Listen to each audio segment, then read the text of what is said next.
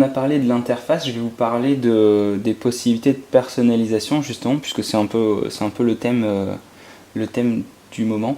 Alors côté personnalisation, on a la possibilité évidemment de choisir son fond d'écran, de choisir ses couleurs d'accentuation, de personnaliser son écran de verrouillage et de choisir les éléments qui vont être affichés sur notre menu démarrer ou sur notre écran d'accueil. Et finalement, désormais, le menu démarrer et l'écran d'accueil font plus qu'un, et on va dire qu'ils sont optimisés ou pour le touch ou pour de la bureautique plutôt classique si vous avez un PC portable ou un appareil qui est carrément pas compatible avec le tactile. Les menus de ce système ont été entièrement revus.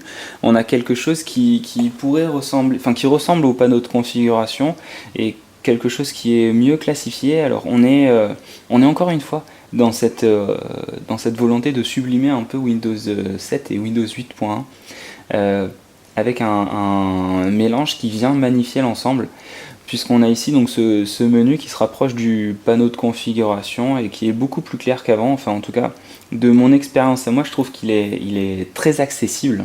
Tout y est catégorisé avec voilà, si on va dans la personnalisation, on retrouve l'ensemble de nos sous-menus, le système, on peut configurer son centre de notification, mais on y viendra après. On a accès au menu de notre appareil, à l'économiseur de batterie, c'est également une nouveauté de ce système.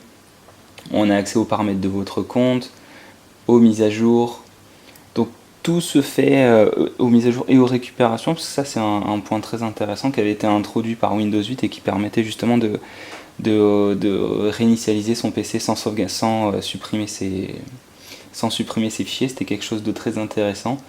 Donc on retrouve vraiment des paramètres qui ont été revus et surtout avec une ergonomie qui est vraiment améliorée par rapport à ce qu'on pouvait retrouver sur Windows 8 avec des ajouts de l'univers de Windows 7.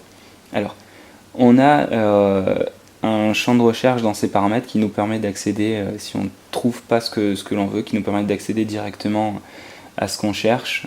Par exemple, si on tape compte, il va nous sortir tous les éléments qui sont en rapport avec la requête que j'ai cherchée. Donc ici c'était les comptes et les comptes utilisateurs.